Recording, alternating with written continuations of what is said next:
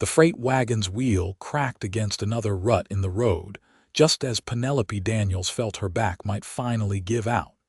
And she wondered if God had simply forgotten about her entirely somewhere between Kansas and this God-forsaken stretch of Arizona territory.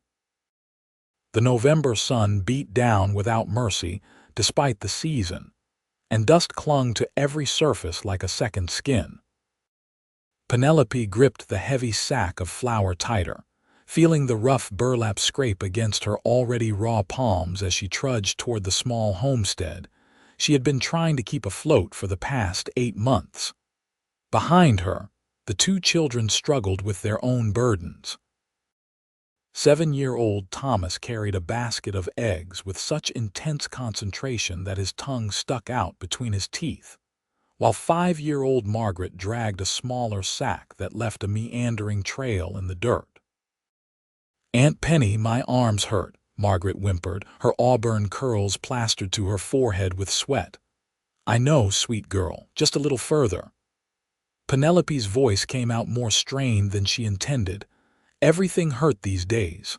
Her back, her hands, her heart, especially her heart. The grief came in waves, sometimes receding enough that she could almost breathe normally, and then crashing over her with such force that she had to grip the edge of the well or the porch railing just to stay upright. Sarah had been gone since March. Beautiful, vibrant Sarah, who had always been the one people noticed when they walked into a room together. Sarah, who had married the handsome ranch hand Robert Turner and seemed destined for happiness. Then the fever had come, sweeping through Douglas like an invisible demon, and within a week, both Sarah and Robert were buried in the small cemetery on the hill overlooking the town. Penelope had been visiting from Tucson when it happened, having finally saved enough from her seamstress work to make the journey to see her sister. She had arrived just in time to hold Sarah's hand as the fever burned through her, to hear her sister's desperate pleas. "Promise me," Sarah had whispered, her lips cracked and bleeding, her eyes wild with fever and fear. "Promise me you will take them. Promise me they will stay together. Promise me, Penny." And Penelope had promised, even though she was only 22 years old, unmarried with barely enough saved to support herself, let alone 2 young children. She had promised because Sarah was her sister, her only family after their parents had died in a wagon accident 6 years prior. She had promised because those children staring at her with their mother's green eyes needed someone, and there was no one else. The homestead came into view, a small wooden structure that Robert had built with his own hands. It needed repairs. Everything needed repairs. The roof leaked in 3 places, the chicken coop door hung crooked, and the fence around the vegetable garden had collapsed on one side. Penelope set down the flour sack on the porch steps, her shoulders screaming in relief. "Thomas, take Margaret inside and get some water. Then you can each have 1 piece of the candy Mrs. Henderson gave us." The children's faces brightened slightly, and they disappeared into the house with renewed energy. Penelope sank onto the steps, allowing herself just a moment to close her eyes and feel the full weight of her exhaustion. She had been up since before dawn, trying to finish the mending work she had taken in from 3 different families in town. The money barely covered food, and she was already 2 months behind on the land payment to the bank. She had tried everything. She had taken in laundry mending, even helped Mrs. Henderson at the general store twice a week in exchange for supplies. But it was never enough. She was drowning, slowly but surely, and she could see no way out. The bank manager, Mr. Whitmore, had made his intentions clear during her last visit. He wanted the land, and if she could not pay, he would have it soon enough. The sound of hoofbeats made her open her eyes. A rider was approaching from the direction of town, leading a pack horse behind him. As he drew closer, Penelope could make out more details. He sat tall in the saddle, wearing a dusty brown hat and dark trousers, a blue shirt faded from sun and washing. His horse was a fine-looking chestnut mare, well cared for despite the dust of travel. The man slowed as he neared the homestead, and Penelope felt a flutter of nervousness. She was alone out here with the children, and while Douglas was generally peaceful, the territory still held dangers. She stood, brushing the dust from her worn skirts, and waited. The rider stopped at the edge of her property line, respectful of boundaries. Now that he was closer, Penelope could see he was young, perhaps close to her own age, with dark hair that curled slightly at his collar and eyes that were an unusual shade of gray-blue. His face was tanned from outdoor work, with the beginnings of stubble on his jaw, but his expression was open and kind. "Madam," he said, touching the brim of his hat, "I am sorry to disturb you. I am looking for the Turner place. Am I headed in the right direction?" Penelope felt her throat tighten. People still asked for the Turners, not knowing. "This is the Turner place, or it was. Robert and Sarah Turner passed away in March." The man's expression shifted immediately to one of genuine sorrow. "I am terribly sorry for your loss. I did not know. Robert and I worked together down in Tombstone about 2 years back. He wrote to me some months ago, said he might have work for me if I was passing through this way. I have been driving cattle up from Texas, just finished a drive to the railhead in Flagstaff, and thought I would stop by on my way back south." "I see." Penelope did not know what else to say. She had not known that Robert had been corresponding with anyone about work. Then again, there was much about managing the small ranch that she had not known when she inherited this responsibility. The man shifted in his saddle, looking uncomfortable. "Again, madam, I am sorry for intruding. I will be on my way." He started to turn his horse, but something made Penelope speak up. Perhaps it was desperation, or perhaps it was the kind look in his eyes, so different from the calculating way Mr. Whitmore looked at her, or the dismissive way some of the townsmen treated her when she tried to ask for help. "Did you know Robert well?" The rider turned back. "Well enough. He was a good man, honest, hard-working. We worked the same outfit for about 6 months. He talked about his wife and children all the time, carried their photograph in his pocket and would show it to anyone who would look." Despite everything, Penelope felt herself smile slightly. That sounded like Robert. He had adored Sarah, had cherished those children. "I am Penelope Daniels. Sarah was my sister. I am caring for the children now." The man dismounted, walking his horse forward a few steps before stopping again, still maintaining a respectful distance. "Clayton Lewis, madam. Most folks call me Clay. I truly am sorry for your loss, both losses." There was something about the way he said it, with genuine feeling, that made Penelope's eyes sting. With tears she quickly blinked away. She had learned not to cry in front of people. Tears made them uncomfortable, made them leave faster. "Thank you, Mr. Lewis. Clay, please." A crash from inside the house followed by Margaret's wail shattered the moment. Penelope rushed toward the door, her heart hammering. She found Thomas standing in the middle of the kitchen, his face pale, surrounded by broken glass and spilled milk. Margaret stood crying in the corner. "I did not mean to," Thomas said, his voice shaking. "I was trying to reach the milk and the jar slipped." "It is all right," Penelope said, though her heart sank. That had been the last of their milk until she could trade for more. "Margaret, hush now. No one is hurt." "Thomas, carefully step toward me. Do not move, either of you, until I get this cleaned up." She looked around frantically for something to clean the mess, acutely aware that a stranger was standing just outside her door, probably thinking what a disaster this household was. She grabbed a rag and began carefully picking up the larger pieces of glass, her eyes burning with tears she refused to shed. "May I help?" She looked up to find Clay standing in the doorway, his hat in his hands. "I do not want to intrude, but I have experience with broken glass. Cowboys break more than their share of bottles." Penelope wanted to refuse out of pride, but pride was a luxury she could not afford. "If you do not mind." He stepped in carefully, assessed the situation, and gently lifted Margaret, carrying her away from the glass to set her on a chair at the table. Then he did the same with Thomas, though the boy was heavy enough that it took more effort.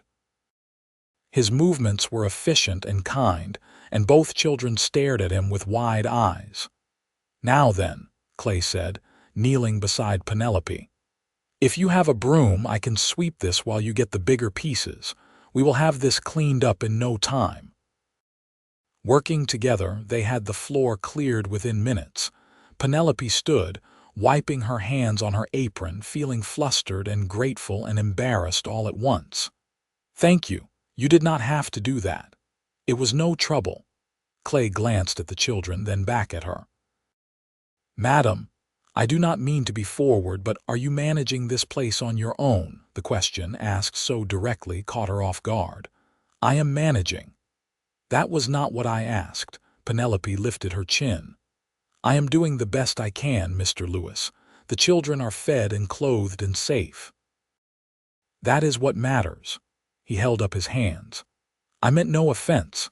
I can see you are doing a fine job, but I also see that fence is down, your roof has holes, and that chicken coop door is about to fall off its hinges.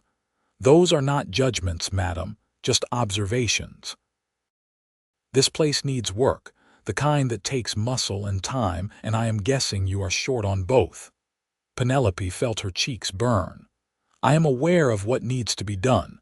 I simply have not had the opportunity yet. When was the last time you had a full night's sleep?" The question was so unexpected that Penelope just stared at him. When had she last slept through the night? She could not even remember. There was always something to do, someone needing something, worry gnawing at her mind. Clay seemed to take her silence as answer enough. "I have a proposition for you if you will hear it. I do not need charity." "Good, because I am not offering any. I need a place to stay for a while.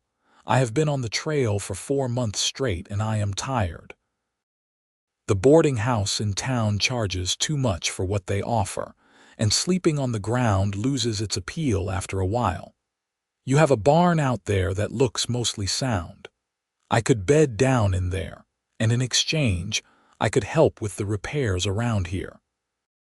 Fix that fence, patch the roof, tend to whatever else needs doing.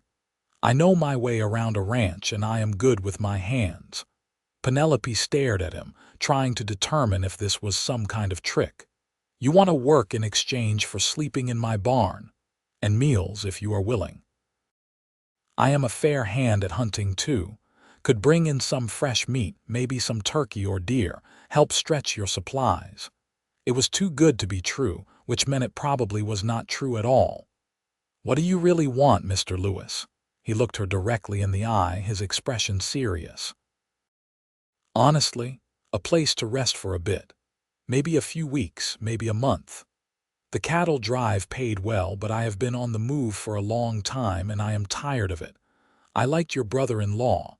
He was kind to me when I was new to the outfit, taught me things, treated me fair. I would like to help his family if I can. Call it paying forward a debt. That is it. You just want to help. That is it. I am not looking for anything inappropriate if that is your worry. I will sleep in the barn, work during the day, and be respectful of your home and your family. If at any point you want me to leave, I will go. No questions asked."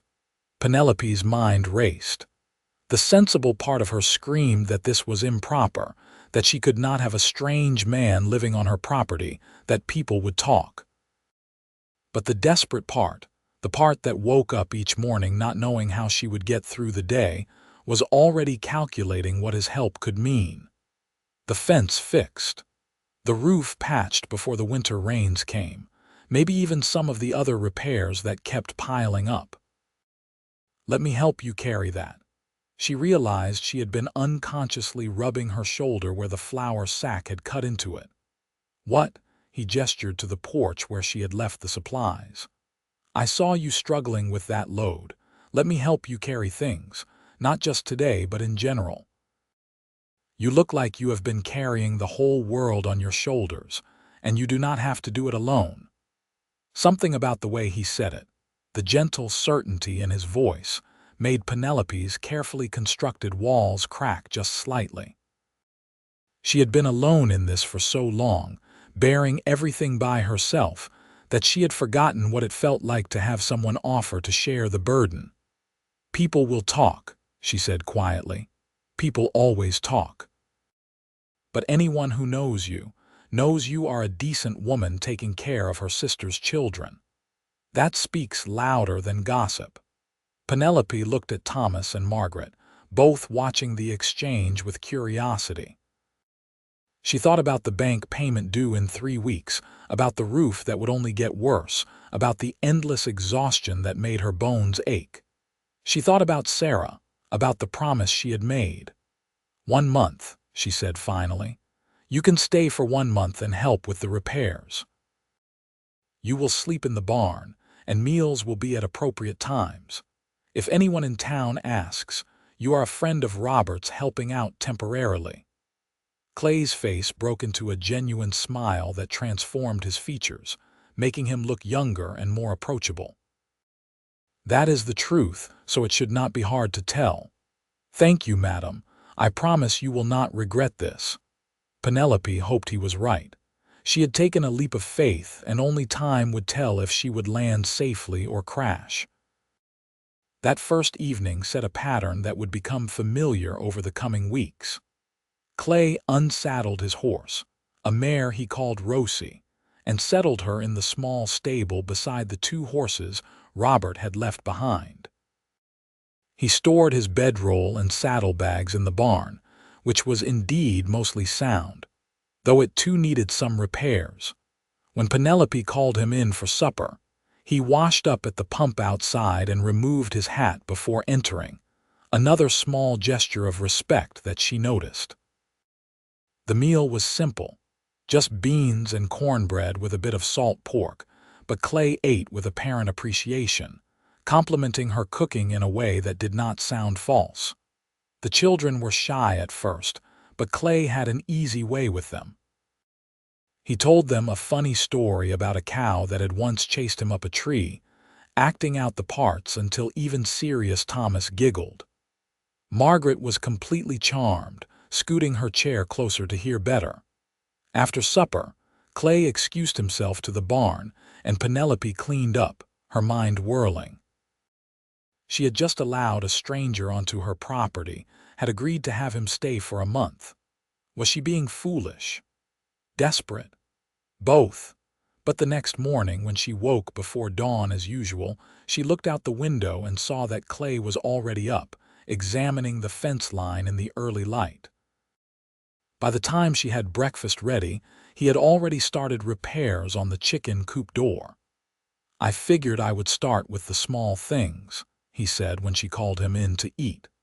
"Work my way up to the bigger projects. That door was driving me crazy the way it was hanging."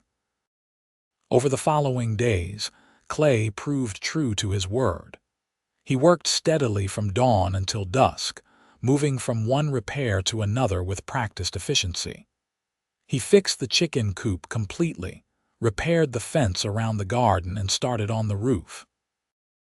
He was up there now, as Penelope stood at the clothesline hanging laundry, the sound of hammering a steady rhythm above her.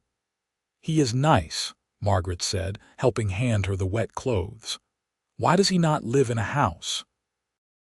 "He travels for his work," Penelope explained, pinning up one of Thomas's shirts. "Cowboys move around, going where the cattle need to be driven." "Is he going to stay forever?" "No, sweetheart, just for a little while." Margaret's face fell, and Penelope felt an unexpected pang. The children had grown attached quickly, starved as they were for any kind of male presence in their lives. Thomas followed Clay around whenever he was not in school, handing him tools and asking endless questions. Margaret saved her best flowers from the garden to give to him. It worried Penelope, this quick attachment. When Clay left, as he inevitably would, the children would be hurt again. She would not think about how she herself had begun to look forward to meal times, to the sound of his voice and his easy laughter. How she slept a bit better knowing there was someone else on the property, someone capable and strong.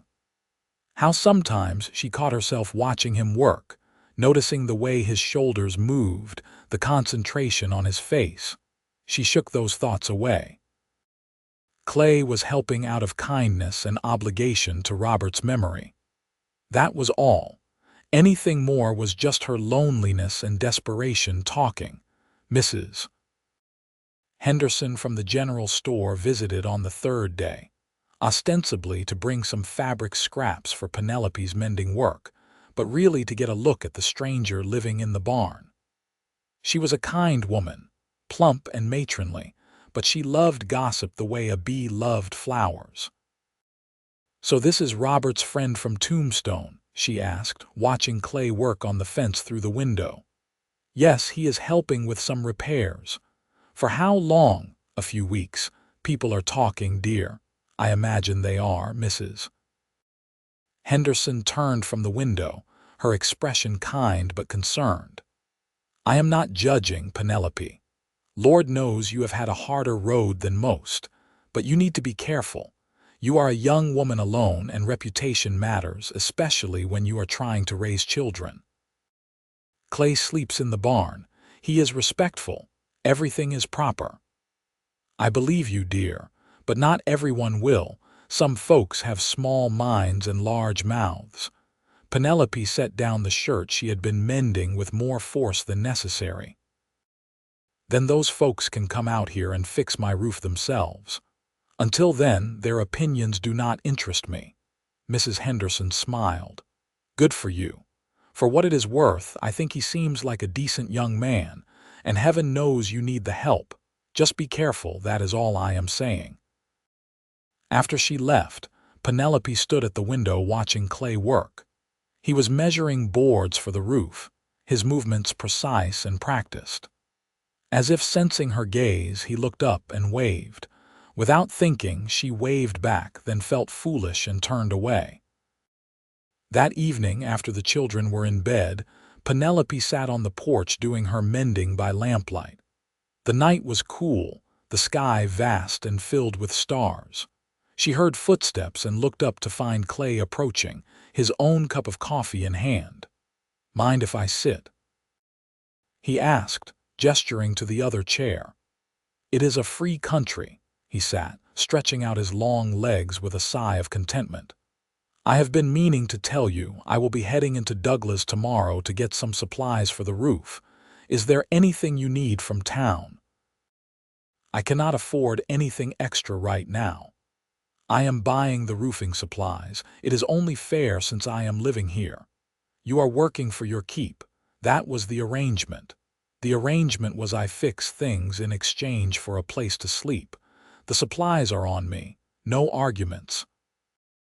Penelope opened her mouth to argue anyway, then closed it. Pride was exhausting and she was tired. "Thank you." They sat in comfortable silence for a while, the night sounds filling the space between them. Crickets sang, and somewhere in the distance a coyote howled. "Can I ask you something?"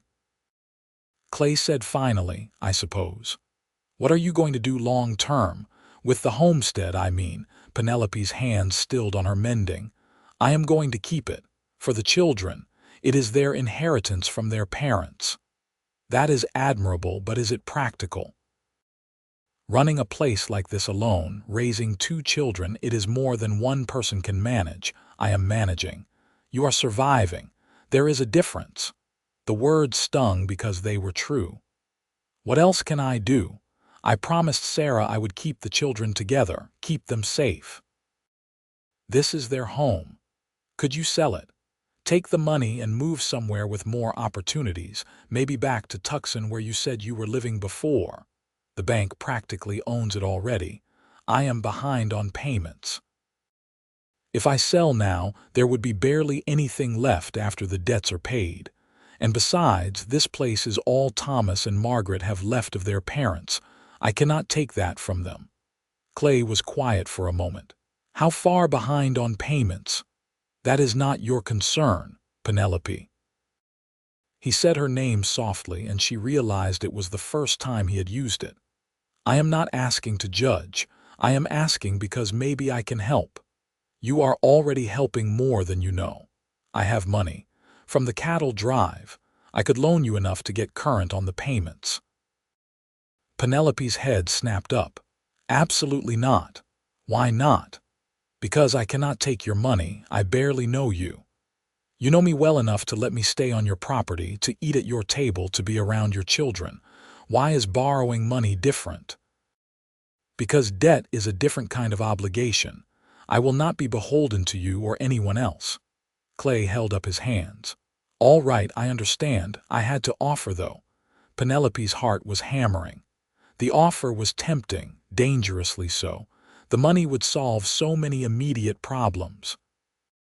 But it would also tie her to Clay in a way that made her deeply uncomfortable. What would he expect in return? Men always expected something.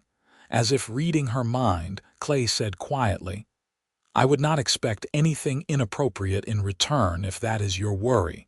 It would be a loan, pure and simple. You could pay me back when you are able." "Why would you do that?" He looked out at the darkness, his profile shadowed. "My mother died when I was 10. My father tried to keep the farm, tried to raise me and my 2 sisters alone. It broke him. He worked himself to death trying to do everything by himself, too proud to ask for help, too stubborn to admit he could not manage it all. I was 15 when we buried him, and by then it was too late. The farm was gone, the family was scattered. I went one way, my sisters went to live with an aunt back east. I have not seen them in 7 years. His voice was matter of fact, but Penelope could hear the pain beneath it. "I am sorry. My point is, I know what it looks like when someone is drowning but too proud to grab the rope. I am offering you a rope, Penelope. No strings attached, no expectations. Just one person trying to help another." Tears pricked at Penelope's eyes. "I will think about it. That is all I ask." He stood, finished his coffee, and bid her good night. Penelope sat alone in the darkness for a long time after he left, her mending forgotten in her lap. The next 2 weeks passed in a blur of work and routine. Clay went to town and returned with roofing supplies, refusing to tell her how much they had cost. He spent days on the roof, and slowly, systematically, the leaks were patched. He hunted as promised, bringing back 2 turkeys and a deer, meat they smoked and preserved for the winter. Penelope found herself relaxing around him bit by bit. He was easy to talk to, with a dry sense of humor that caught her off guard and made her laugh more than she had in months. He told stories of his cattle driving days, of ornery steers and close calls, and the strange beauty of the open range. She told him about her life before, about growing up with Sarah, about their parents and the dressmaking shop her mother had run in Kansas before the accident. The children blossomed under his attention. Thomas, who had been so quiet and withdrawn since his parents' death, started to come alive again, chattering about school and asking Clay to teach him how to rope. Margaret followed Clay like a shadow whenever she could, her small hand often slipping into his large, calloused one. It was during the 3rd week that things shifted. Penelope was in the garden harvesting the last of the vegetables before the frost came when she heard raised voices from the front of the house. She hurried around the corner to find Mr. Whitmore, the bank manager, standing by a buggy facing Clay. "I am here to see Miss Daniels," Whitmore was saying, his voice cold. "This is none of your concern." "Anything that concerns this property concerns me," Clay replied, his stance relaxed but his voice holding an edge Penelope had not heard before. "State your business." I do not have to explain myself to hired help. Then you do not get past me. Penelope stepped forward. Mr. Whitmore. I was not expecting you. Whitmore's expression shifted when he saw her, becoming oily and false in its friendliness. He was a thin man with slicked back hair and a mustache he constantly stroked. Miss Daniels, I apologize for the intrusion. I was hoping we could have a word. Of course. Clay, it is all right. Clay looked like he wanted to argue but stepped aside. Whitmore followed Penelope to the porch, deliberately turning his back on Clay in dismissal. Miss Daniels, I will be direct. The payment is now 3 months overdue. The bank has been patient, given your circumstances, but patience has limits. I am aware of my obligations, Mr. Whitmore. I will have the payment soon. That is what you said last month. I am afraid soon is no longer acceptable. He pulled a paper from his coat.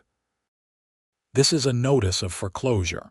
You have 30 days to pay the full amount owed or the property will be seized by the bank. Penelope felt the ground shift beneath her feet. 30 days. That is impossible. That is business. His voice softened in a way that made her skin crawl. However, there may be another solution. If you were to accept my previous offer of marriage, the debt could be forgiven as a wedding gift. You would have security, the children would have a father, and the homestead would stay in the family, so to speak. Penelope's stomach turned. Whitmore had proposed twice before, both times making it clear that the offer was as much about acquiring the land as anything else. He was nearly 20 years her senior, cold and calculating, and the thought of being married to him made her feel ill. I have already declined that offer, Mr. Whitmore.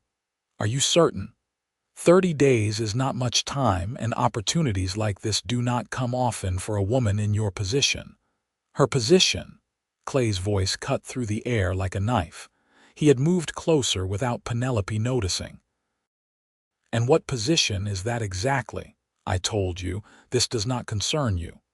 When you come onto this property and threaten the lady, it concerns me plenty. Whitmore's eyes narrowed. I am not threatening anyone. I am conducting bank business. Conducting business does not require insulting marriage proposals designed to take advantage of someone's desperate situation. How dare you? Whitmore's face flushed red. Miss Daniels, I strongly suggest you control your hired man before he makes this situation worse. Clay is right, Penelope said, her voice shaking but firm. Your proposal is insulting, and my answer is the same as before. No. Now please leave my property. Whitmore's expression turned ugly. You are making a mistake. 30 days, Miss Daniels. After that, you and those children will have nowhere to go.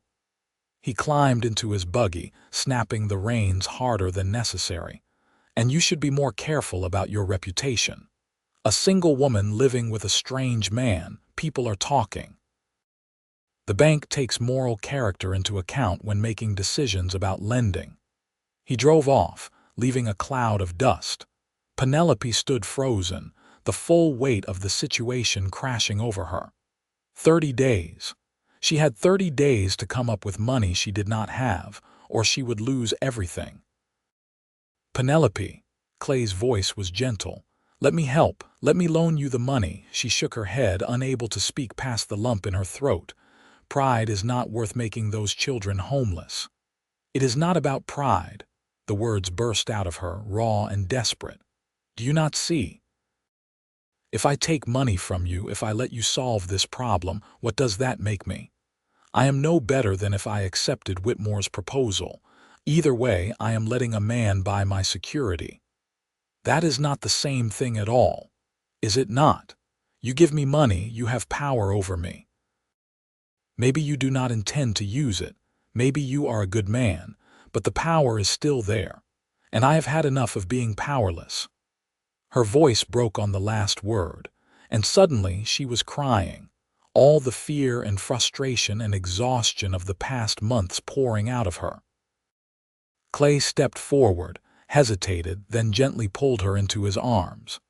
She should have pulled away, should have maintained proper distance. But she was so tired of being strong, so tired of being alone. She let herself lean into his chest and cried while he held her, one hand stroking her hair softly. "Listen to me," he said when her sobs had quieted to hiccups. "You are not powerless. You are one of the strongest people I have ever met, but being strong does not mean doing everything alone. It means knowing when to accept help. Let me help you, not because you are weak, but because you deserve not to have to fight every battle by yourself." "I do not know how to do that," she whispered. "I do not know how to let someone help without losing myself." "Then we will figure it out together. But first, let me loan you the money for the payment. We can draw up a proper contract if it makes you feel better. Set terms, payment schedule, everything official. You will pay me back when you can, and until then, we will work on making this place profitable enough that you can stand on your own." Penelope pulled back, wiping her eyes. "Why? Why do you care so much?" Clay's gray-blue eyes met hers, and she saw something in them that made her breath catch. "Maybe because I have started to care about you, about all of you. Maybe because for the first time in years, I feel like I have found somewhere I want to stay. Maybe because you make the best cornbread I have ever tasted." Despite everything, she laughed, a watery sound. "That is a terrible reason to loan someone money. I have made worse decisions for worse reasons." His expression grew serious again. "Let me help, Penelope, please." She looked at the house, at the garden she had coaxed into productivity, at the land that held her sister's grave and her sister's children's memories. She thought about Sarah's desperate plea, about keeping the children together and safe. And she thought about the man standing before her, who had showed up like an answer to a prayer she had not dared to speak. "All right," she said quietly, "but we do this properly. A contract, a payment schedule, everything in writing. Whatever makes you comfortable, and Clay, thank you." He smiled that transforming smile. "You are welcome. Now, let us go inside and figure out the numbers. And then I think we should have some of that apple pie I saw you making this morning. Crisis negotiation requires pie." That evening, after the children were asleep, they sat at the kitchen table and worked out the details by lamplight. Clay produced a surprising amount of money from his saddlebags, the earnings from months of hard cattle driving work.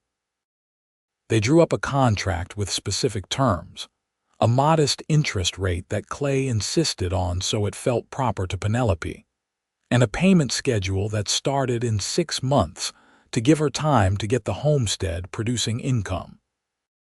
When they finished, as Clay was signing his name at the bottom of the contract in neat, careful handwriting, Penelope said, "Why have you not mentioned going back to Texas? Your month here is almost up." Clay set down the pen, not meeting her eyes. "I have been thinking maybe I would stay on a bit longer if you are amenable. There is still work to do around here and winter is coming. The barn is warm enough, Clay. And maybe I am not in such a hurry to get back on the trail. Maybe I have found reasons to want to stay in one place for a while." Her heart was beating too fast. "What reasons?" He looked up then, and the expression in his eyes made her mouth go dry. "I think you know. We should not. Probably not. It is too complicated. I have the children to think about and my reputation, and you are a cowboy. You will want to leave eventually. Maybe, or maybe I have been wandering for so long because I had not found a reason to stop." He reached across the table, his hand hovering near hers but not touching. "I am not asking you to make any decisions tonight. I am just asking if I can stay a while longer." Penelope looked at his hand, so close to hers. She thought about how safe she had felt in his arms earlier, how right it had seemed. She thought about the way he was with Thomas and Margaret, patient and kind. She thought about how the sound of his voice had become something she looked forward to, how the homestead felt less lonely with him there, It was dangerous, what she was feeling. Reckless even. But when had her life become anything but dangerous and reckless? She was a young woman alone raising children that were not hers, fighting to keep land she could barely manage. And now she had let herself start to care for a drifting cowboy who would probably break her heart when he finally rode away. But maybe, just maybe, he would stay. She let her hand move those final inches, her fingers brushing against his. "Stay," she said softly. "At least through the winter. I could use the help." His fingers curled around hers, warm and solid. "Through the winter, then. We will see what happens after that." The next morning, Clay went into Douglas and paid the bank in full, presenting the receipt to Whitmore with barely concealed satisfaction. When he returned and told Penelope it was done, she felt a weight lift that she had been carrying so long she had forgotten what it felt like to stand up straight. The gossip in town intensified as autumn faded toward winter. Mrs. Henderson continued to be supportive, but others were less kind. Penelope heard the whispers when she went to town, saw the sidelong glances. She held her head high and ignored them. Clay had been right. Those who truly knew her understood that she was simply trying to survive and care for her family. Thanksgiving came, and without discussing it, they all understood that Clay would be joining them for the meal. Penelope roasted one of the turkeys he had shot, and they ate together at the table, almost like a real family. Thomas said grace, his young voice earnest as he thanked God for their food, their home, and for Mr. Clay who fixed things. Margaret added her own addition. "And thank you for making Aunt Penny smile again." Penelope felt her cheeks heat, but when she glanced at Clay, he was smiling too. After the meal, while the children played with the corn husk dolls Clay had helped them make, Penelope and Clay cleaned up together. It had become their routine, this comfortable domesticity. He washed while she dried, and they talked about nothing and everything. "I got a letter from my sister last week," Clay said as he handed her a clean plate. "The first one in 3 years. That must have been a surprise." It was. "She is married now, living in Philadelphia, has a baby on the way. She said she has been trying to find me for months, finally tracked me down through the cattle company." "That is wonderful." He was quiet for a moment. "She wants me to come visit, wants to try to reconnect, rebuild what we lost." Penelope's hand stilled on the dish towel. "Will you go?" "Eventually, yes. But not right now." I wrote her back, told her about being here, about you and the children, told her I had made a commitment through the winter. "You do not have to stay for me, Clay, if you need to be with your family." He turned to face her fully, his hand still in the wash water. "You are my family too. Maybe not by blood, but family just the same. I will visit Ellen in the spring, but for now, I am where I want to be." The words hung between them, heavy with implication. Penelope set down the towel, her heart racing. "Clay, we need to be careful, I know. The children have already lost so much. If they get attached to you and you leave, it will hurt them." "I know that too. But Penelope, I am not planning on leaving. I know we have only known each other a few months, and I know my timing is terrible, but I need you to know that this is not temporary for me. What I feel, it is not going away. What do you feel?" He stepped closer, and she could see water droplets clinging to his forearms where he had rolled up his sleeves. "I think you know. I think you have known for a while now, same as I have. Say it anyway. I am falling in love with you, Penelope Daniels. Maybe I already have fallen. I love your strength and your stubbornness, and the way you sing to the children at night when you think no one can hear. I love how you fight for them, how you never give up even when everything seems impossible. I love the sound of your laugh and the way you look at sunrise when you think no one is watching. I just love you, plain and simple." Penelope felt tears spring to her eyes. "I cannot give you an easy life. I come with 2 children and a failing homestead and more troubles than any sane man would want to take on. Good thing I never claimed to be sane." He reached out, gently wiping a tear from her cheek with his thumb. "I am not asking for easy. I am just asking for a chance. Let me court you properly. Let me show you that I mean to stay. People will talk even more.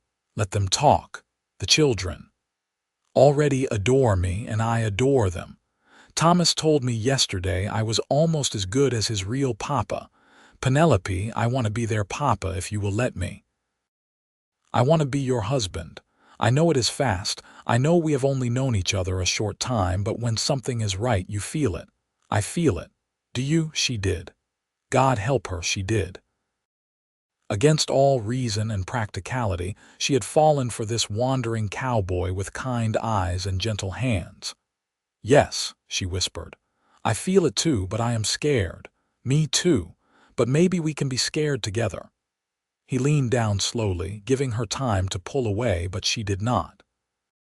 When his lips met hers, it was gentle and sweet and full of promise. It was a kiss that tasted like hope, like maybe, just maybe, happiness was possible after all the grief. When they finally pulled apart, Thomas's voice piped up from the other room. "Does this mean Mr. Clay is going to marry you, Aunt Penny?" They both turned to find the children standing in the doorway, watching with wide eyes. Penelope felt her face flame red, but Clay just laughed. "That depends. Would you two be all right with that?" Margaret squealed and launched herself at Clay's legs. "Yes, yes, yes. Then you could stay forever." Thomas was more reserved, but his eyes were bright. "Would you really be our papa then?" Clay knelt down to the boy's level. "If your Aunt Penny says yes, and if you will have me, then I would be honored to be your papa. I could never replace your real father, but I promise I will do my best to take care of you and your sister." Thomas thought about this seriously, then nodded. "I think that would be okay. Papa would have liked you." Clay pulled the boy into a hug, and Penelope felt her heart might burst. Margaret was dancing around them, already chattering about the wedding and what dress she would wear. "I have not said yes yet," Penelope pointed out, though she was smiling. Clay stood, still holding Margaret on one hip, his other arm around Thomas. "Then I suppose I should do this properly." He set Margaret down and took Penelope's hand. "Penelope Daniels, would you do me the honor of becoming my wife?" She looked at him, this good man who had wandered into her life when she needed him most, who had shown her that accepting help did not mean losing herself, that love could grow even in the hardest soil. "Yes," she said. "Yes, I will marry you." The children cheered, and Clay kissed her again. And for the first time since Sarah had died, Penelope felt like she could breathe fully, like the future held something other than just survival. They were married 3 weeks later in a small ceremony at the church in Douglas. Mrs. Henderson stood up as Penelope's witness, tears streaming down her face the whole time.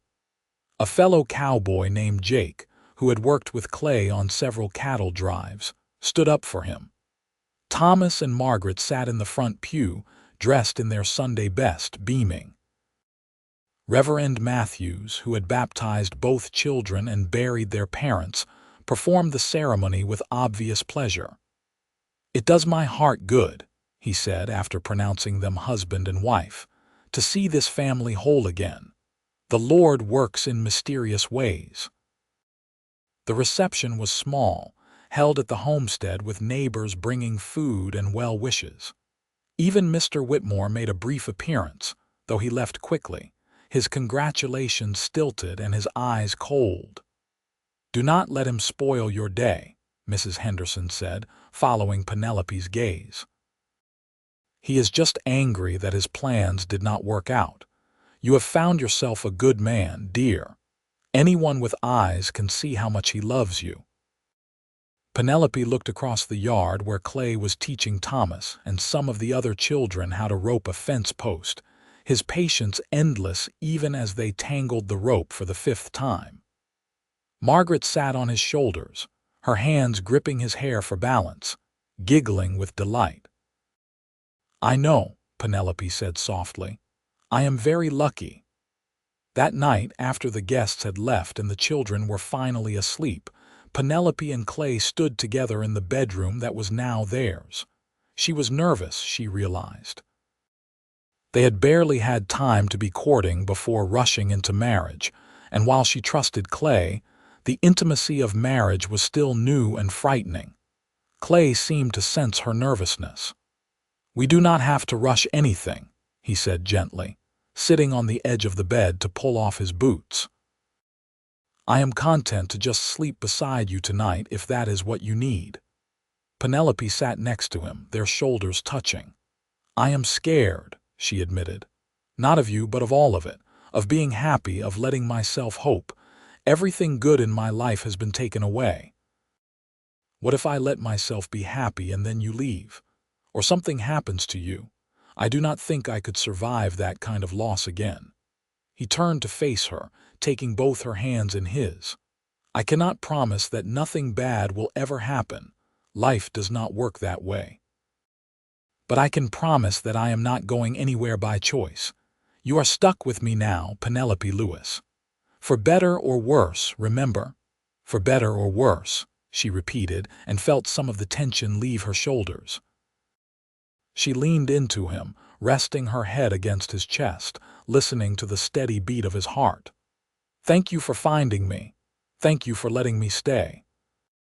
They sat like that for a long while, just holding each other, before finally climbing under the quilts as the winter wind began to howl outside. And for the first time in longer than Penelope could remember, she fell asleep feeling safe and loved and like maybe, just maybe, everything would be all right. Winter settled over the Arizona territory with surprising cold. The winds that swept down from the mountains carried ice, and frost covered the ground most mornings. But the homestead was secure. Clay had finished the roof repairs, reinforced the barn, and stocked enough firewood to last through the coldest months. The root cellar was full of preserved vegetables and meat, and the animals were healthy and sheltered. Inside the house, a different kind of warmth grew. Clay moved his things from the barn into the house, into the bedroom he now shared with Penelope. The adjustment was easier than she had expected. He was considerate and patient, giving her space when she needed it, but also showing her affection in small ways that made her feel cherished. A hand on her back as he passed, a kiss on her forehead before heading out to morning chores, the way he always poured her coffee first. Thomas and Margaret adapted quickly to calling him Papa. Clay insisted they still talk about their real father, keeping Robert's memory alive through stories and remembrances. He found Robert's old tools and gave them to Thomas, teaching him how to use them properly. He braided Margaret's hair in the mornings when Penelope was busy, his large fingers surprisingly deft. Christmas came, and they cut down a small pine tree, decorating it with popcorn strings and paper ornaments the children made. Clay whittled a horse for Thomas and a doll cradle for Margaret. Penelope made new shirts for everyone, working by lamplight after the others were asleep. On Christmas morning, they exchanged gifts and sang carols, and the house was filled with laughter. "This is the best Christmas ever," Margaret declared, hugging her new cradle. Thomas nodded in agreement, already playing with his carved horse. "I wish Mama and Papa could see us now. I think they would be happy." Penelope felt tears prick her eyes, but they were bittersweet rather than just painful. "I think they would be too, sweetheart." Clay pulled her close, and she leaned into his warmth, grateful beyond words for this second chance at family, at happiness. January brought challenges. One of the horses developed a bad cough that had Clay worried. They spent anxious days treating the animal, Clay sleeping in the barn to monitor her through the nights. The horse eventually recovered, but it reminded them how precarious their situation still was, how one disaster could upset everything. "We need to diversify," Clay said one night as they discussed the homestead's finances. "Cannot rely on just one thing. Robert was planning to start raising cattle, right?" "Yes, but he never got the chance, and cattle are expensive to start with." "True, but I have been thinking. I still have some money left and I know people in the cattle business. We could start small, maybe buy a few head in the spring, breed them, build up the herd slowly. Between that and continuing to take in your sewing work and maybe selling eggs and vegetables at the market, we could make this place truly profitable." Penelope considered this. "It would be a risk. Everything is a risk, but I believe in us. We can make this work." Over the following weeks, they made plans. Clay wrote letters to contacts from his cattle driving days, inquiring about purchasing stock.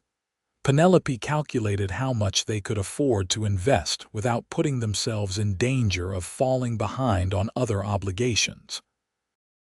Thomas, overhearing their discussions, suggested they could also raise chickens to sell, not just for eggs but for meat. "The boy has a good head for business," Clay said proudly after Thomas had gone to bed. "Takes after his aunt. He takes after his father." Robert was always thinking ahead, planning. "Then he takes after both his parents. That is not a bad thing." February arrived with a late snow that blanketed everything in white. The children played outside, building snowmen and having snowball fights while Penelope and Clay watched from the porch, his arm around her waist. "Are you happy?" Clay asked suddenly. Penelope thought about it, really thought about it. 6 months ago, she had been drowning, barely keeping her head above water, alone and terrified. Now she stood beside her husband, watching children laugh and play in the snow, the homestead secure, the future full of possibilities. "Yes," she said, surprised by how much she meant it. "I really am." "Good." He kissed the top of her head. "That is all I want, to make you happy. You do. Every day." That night, lying in bed with Clay's arms around her, Penelope thought about how strange life was, how grief and joy could exist so close together, how loss could make room for new love. She still missed Sarah, she always would, but she no longer felt guilty about being happy. Sarah would have wanted this for her, for the children. She would have liked Clay, Penelope was certain of it. "What are you thinking about?" Clay murmured, half asleep. "About Sarah. About how she would have liked you. I wish I could have met her." "Me too." He pulled her closer. "I promise you, Penelope, I will always honor her memory. I will make sure the children never forget where they came from. And I will spend every day trying to be worthy of the trust she placed in you and you placed in me." Penelope turned in his arms to face him. "You already are. You are a good man, Clayton Lewis. The best man I have ever known." He smiled and kissed her, and she kissed him back, and for a while, there was no more talking. Spring arrived with an explosion of wildflowers that painted the desert in impossible colors. The children were growing. Thomas had shot up several inches over the winter, and Margaret had lost 2 teeth, leaving a gap when she smiled. The homestead was coming alive too. New chicks hatched in the coop, the garden was planted with an expanded variety of vegetables, and in April, Clay came home leading 6 cattle, 4 heifers and 2 young bulls. "This is our start," he said, his eyes bright with excitement. "A few years of careful breeding, and we will have a proper herd." Penelope walked among the cattle, these large, slightly intimidating animals that represented their future. "They are beautiful. They are profit on 4 legs is what they are." Thomas was fascinated by the cattle, wanting to learn everything about caring for them. Clay patiently taught him, including him in every aspect of the work. Margaret was less interested in the cattle, but took charge of the expanded chicken operation with surprising efficiency for a 6-year-old. In May, Clay took a short trip to Flagstaff to deliver some horses he had been training for a local rancher. He was only gone 3 days, but Penelope was shocked by how much she missed him, how empty the house felt without him. When he returned, she flew into his arms with an enthusiasm that made him laugh. "I was only gone 3 days. It felt like forever." He kissed her deeply. "I missed you too, every minute." That night, as they lay tangled together in the darkness, Penelope said, "Clay, I have something to tell you. I am pregnant." She felt him go still beside her, then he was up on one elbow, looking down at her in the moonlight streaming through the window. "Are you certain?" "As certain as I can be. I have missed my monthly twice now, and I have been sick in the mornings. Penelope." His voice was full of wonder. He placed his hand gently on her still flat stomach. "We are having a baby. We are having a baby."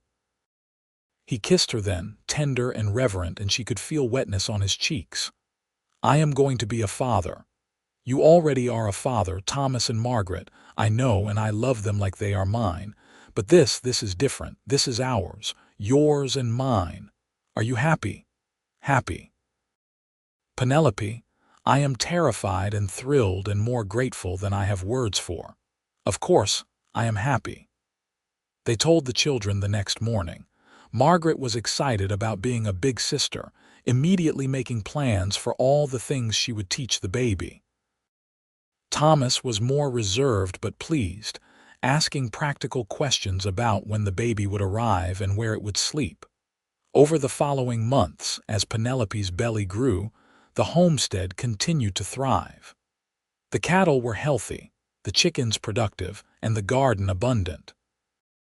Penelope reduced her sewing work, focusing instead on preparing for the baby and teaching Margaret her letters and numbers. Clay built a cradle in the evenings, his hands careful as he shaped the wood. In August, Penelope's sister-in-law, Robert's sister Martha, came to visit from Prescott. She had been unable to come after Robert's death, but hearing about Penelope's pregnancy, she made the journey. She was a stern-looking woman of 35, but her eyes were kind. "I need to see that the children are being cared for properly," she said upon arrival. "Robert was my brother. I owe it to his memory." But after a week at the homestead, seeing how Thomas and Margaret thrived, how Clay treated them with love and respect, how the household ran with order and affection, Martha pulled Penelope aside. "I came here ready to be critical," she admitted. "I thought you were too young, that it was too much for you, but I was wrong. You have done well by them, Penelope. Robert and Sarah would be proud, and your husband is a good man. I can see he loves those children like his own. He does. He truly does." Martha smiled, a rare expression that transformed her face. "Then you have my blessing, not that you needed it, but you have it anyway." Before she left, Martha gave them a substantial gift of money. "For the baby," she said, "and for the children's future. I am not wealthy, but I have enough to share. Family takes care of family." The baby came in late September, arriving with the first cool breezes of autumn. Penelope's labor was long and difficult, and Clay paced outside the bedroom where Mrs. Henderson and the midwife attended her, his face pale with worry. When the baby's cry finally split the air, he nearly broke down the door getting inside. Penelope lay exhausted but smiling, holding a red-faced, squalling infant. "It is a boy," Mrs. Henderson announced proudly. "A healthy baby boy." Clay approached the bed slowly, reverently, as if approaching something holy. "May I?" Penelope placed the baby in his arms, and Clay looked down at his son with an expression of such pure love and awe that it brought tears to her eyes. "He is perfect," Clay whispered. "What should we name him?" They had discussed names, but Penelope had been waiting for this moment. "I thought we could name him Robert Clayton. Robert after his uncle, Clayton after his father." Clay's eyes filled with tears. "Robert, yes, that is perfect." Thomas and Margaret were allowed in to meet their new brother. Margaret was enchanted, wanting to hold him immediately. Thomas was more cautious but clearly pleased, reaching out a tentative finger for the baby to grasp. "He is strong," Thomas said approvingly. "I think he is going to be a good cowboy someday like Papa." "That is up to him," Clay said. "But whatever he chooses to be, we will be proud of him, just like we are proud of both of you." The weeks after Robert's birth were exhausting but joyful. Penelope was amazed by how naturally Clay took to fatherhood, changing diapers without complaint, walking the floor with a colicky baby at 3 in the morning, singing lullabies in his deep voice. Thomas and Margaret were helpful too, Margaret especially taking her role as big sister very seriously. The homestead continued to prosper. By the following spring, Clay was able to purchase more cattle, and they were discussing building an addition onto the house to give the children more space as they grew. Thomas was 9 now, tall and serious, already talking about being a rancher when he grew up. Margaret at 7 was reading well and showing an interest in cooking, spending hours helping Penelope in the kitchen. And Robert, now toddling around and getting into everything, was a happy, healthy boy with Clay's gray-blue eyes and Penelope's dark hair. One evening in May, 2 years after Clay had first ridden up to the homestead, Penelope and Clay sat on the porch watching the sunset paint the sky in shades of orange and pink. Robert was asleep inside. Margaret was reading to Thomas, and the sounds of their voices drifted through the open window. "Do you ever regret it?" Penelope asked. Settling down, giving up the cowboy life, Clay looked at her in surprise. "Not for a single second. This is what I was looking for all those years, I just did not know it. A home, a family, a purpose beyond just the next cattle drive. I was wandering because I did not have anywhere to belong. Now I do. We have been very lucky. Not lucky. Blessed. There is a difference." He took her hand, linking their fingers together. "I walked into your life carrying nothing but my saddle and a pack horse, and you gave me everything that matters. You let me help you carry your burden, and in doing so, you gave me a reason to stay in one place. I will never be able to repay that. You repay it every day just by being who you are." They sat in comfortable silence as the sun sank lower, the sky deepening to purple. Somewhere in the distance, a coyote called and their cattle lowed softly in response. "Penelope?" "Yes." "Would you be opposed to giving Robert a brother or sister?" She turned to look at him, seeing the hope and love in his eyes. "Are you asking me if I want another baby?" "I am asking if you would consider it. I know it is hard work and you are already managing so much, but I love being a father. I love our family, and I think we have room in our hearts for one more." Penelope thought about it, about how full her life had become, how different from the desperate, lonely existence she had been living just 2 years ago. "I think I would like that," she said softly. "I think I would like that very much." Clay's face split into a wide grin and he pulled her close, kissing her soundly. From inside the house, Margaret called out, "Papa, Robert is awake and he wants you." Clay laughed, standing and pulling Penelope to her feet. "Duty calls. Come on, Mama. Let us go see what our son needs." As they walked inside together, hand in hand, Penelope thought about that day 2 years ago when Clay had first spoken to her. "Let me help you carry that," he had said, and she had been too proud, too scared to accept. But he had persisted, and she had finally let him in, and it had changed everything.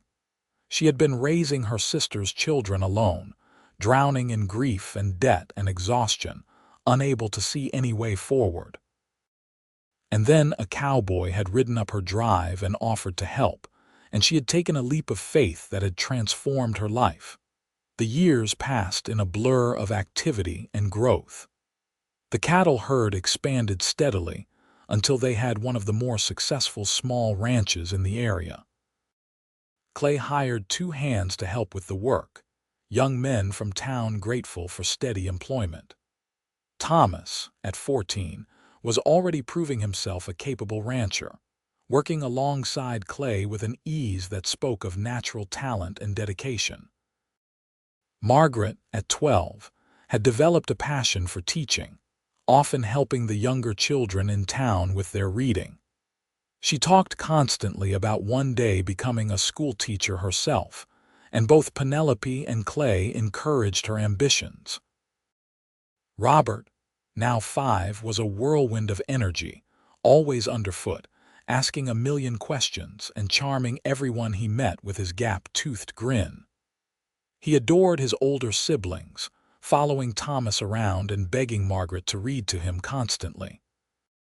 And then there was little Sarah, named after Penelope's sister, who had arrived 14 months after Robert's birth. She was 3 now, with her mother's dark curls and her father's stubborn chin, equally comfortable helping feed the chickens or sitting in the house playing with her dolls. The homestead that had once seemed on the verge of collapse was now thriving, with a new addition on the house, an expanded barn and fenced pastures full of healthy cattle. The debts were long paid, including what Penelope had borrowed from Clay. They had money in the bank, not a fortune but enough to weather hard times. More importantly, they had built a life, a real life, full of love and purpose. On a warm evening in June, the whole family gathered for supper at the large table Clay had built to accommodate their growing brood. The children chattered about their day while Penelope and Clay exchanged amused glances over their heads. This was what they had built together. Not just a successful ranch, but a family, whole and happy and full of life. After the meal, after the children had been put to bed and the house was quiet, Clay and Penelope walked out to the porch, their usual evening ritual. The stars were brilliant overhead, and the night air was soft and warm. "You know what I realized today?" Clay said, his arm around Penelope's shoulders. "What?" "It has been exactly 5 years since I rode up here asking for the Turner place." Penelope smiled. "Has it really been that long? 5 years. And they have been the best 5 years of my life. Every single day, even the hard days. The winter when half the herd got sick. The time Robert broke his arm falling out of that tree. The year the garden failed, even then. Especially then, because we faced it together. That is what marriage is it not? Facing the hard things together and somehow making it through to the other side." Penelope leaned her head against his shoulder. "I cannot imagine my life without you now. It seems impossible that there was a time when I did not know you, when you were not part of everything." "I know. I feel the same way. You, the children, this place, this life, it is all I ever wanted, even when I did not know I wanted it." They stood together in the darkness, listening to the sounds of the night, the cattle settling, the horses shifting in the barn, an owl calling somewhere in the distance. Inside the house, their children slept safely, each one precious and loved. The homestead that Sarah had begged Penelope to preserve was not just preserved but flourishing, a legacy for Thomas and Margaret and for Robert and little Sarah too. "Clay, thank you for stopping that day. Thank you for offering to help. Thank you for staying." He turned her to face him, his hands on her shoulders, his eyes serious in the starlight. "Penelope Lewis, you have nothing to thank me for. You gave me everything. A home, a family, a purpose, a reason to wake up grateful every morning. If anything, I should be thanking you for taking a chance on a wandering cowboy, for letting me into your life, for loving me." "That was the easy part," she whispered. "Loving you has always been the easy part." He kissed her then, slow and sweet, a kiss that held 5 years of shared memories and countless more years of promise. When they finally pulled apart, Penelope rested her forehead against his. "You remember what you said to me that first day, when I was carrying that heavy flour sack? I said, let me help you carry that. You did. And you have been helping me carry things ever since. Not because I cannot do it alone, but because with you I do not have to. That is the greatest gift anyone has ever given me, the gift of partnership, of not being alone. You are not alone, Clay said firmly. You will never be alone again, I promise you that. Whatever comes, whatever we face it together. That is my vow to you, Penelope, not just on our wedding day, but every day for the rest of our lives. The years stretched ahead of them, full of unknown challenges and joys, triumphs and sorrows. There would be more children, though they did not know it yet. There would be hard times and good times, drought and plenty, illness and health. Thomas would indeed become a successful rancher, eventually taking over the homestead when Clay and Penelope were ready to slow down. Margaret would become a teacher, opening a school in Douglas and teaching generations of children. Robert would study law, becoming an advocate for small ranchers against the big cattle companies. Little Sarah would marry a doctor and move to Tucson, but she would visit often, bringing her own children to run wild on the land their grandfather had helped to save. But all of that was in the future, unknown and unknowable. What mattered was this moment, this night, this life they had built together from grief and determination and love. Clay took Penelope's hand, and together they walked back into the house, into the life they had created, into the home that had once seemed like a burden too heavy to carry, but had become instead a blessing beyond measure. The door closed softly behind them, and the Arizona night settled over the homestead, peaceful and full of promise. Inside, a family slept, safe and loved and whole. And in the morning, they would wake to face another day together, carrying whatever burdens came their way side by side, just as they had promised, just as Clay had promised that first day when he had seen a woman struggling and had offered the simple gift of help. "Let me help you carry that," he had said, and in doing so had changed both their lives forever. It was enough. It was everything. It was love.